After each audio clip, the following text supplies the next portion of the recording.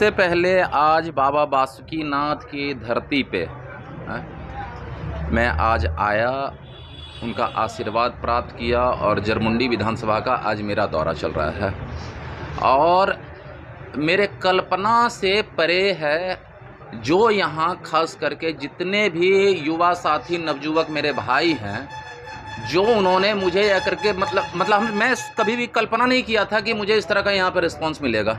यहाँ सब अपने आप में एक अभिषेक झा है और ये लोग इस हिसाब से इतने जोशो खरोश के साथ लगे हुए हैं और इससे स्पष्ट पता चल जाता है कि 15 साल में यहाँ के जो दोनों राष्ट्रीय पार्टी हैं, खास करके जो स्थानीय सांसद हैं, इन लोगों ने सिर्फ और सिर्फ जरमुंडी विधानसभा और बासुकीनाथ को सिर्फ और सिर्फ ठगने का काम किया है। कुछ उनकी और कहानी, चूँकि मेरा फेसबुक कुछ षड्यंत्रकारियों के द्वारा लॉक करवा दिया गया है, तो मेरे मित्र बंधु भाई सबको जाकर के हमको दिखाते हैं। उनका कुछ कहानी देखने को मिला। वो कल जाकर के एक कहानी उठाए कि हम आज तक सोशल मीडिया में या सीसी फुटेज में कहीं कोई दिखा दे कि मैंने किसी को आज तक गाली नहीं दिया है। यदि मैंने गाली दिया है तो मैं राजनीति से संन्यास ले लूँगा। तो महाप्रभु, आप जो बोलते हैं उस पर कुछ अमल कीजिएगा कि नहीं कीजिएगा। कहे कुछ दिन पहले ही ट्विटर और सोशल मीडिया में उनका देखे थे कि यहाँ पर जरमुंडी में ही कोई वो सभा कर रहे थे और उन्होंने स्पष्ट चीख करके बोला कि मैं बादल पत्रलेख को कितना भी गाली दूंगा, बादल पत्रलेख जी को, हफीजुल जी को कितना भी गाली दूंगा, ये लोग डरे मरे, हमको कुछ नहीं बोल सकता है, नहीं तो ये हुआ।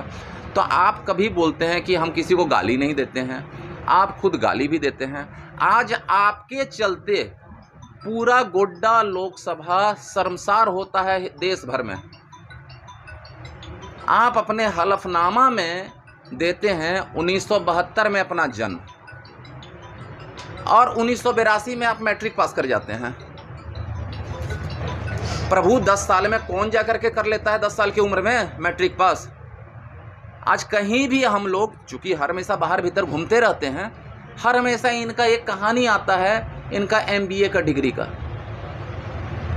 अरे भाई, हम MBA नहीं किए हुए हैं तो हम नहीं देंगे, काहे झूठा हलफनामा देते हैं। आपके चलते पूरे गोड्डा लोकसभा की जनता शर्मसार होती है।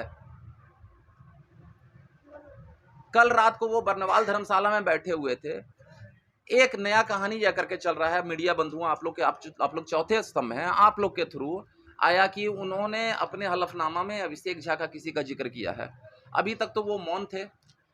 कल उन्होंने इसको स्पष्ट किया कि अभिषेक झा उनका कोई बचपन का दोस्त है।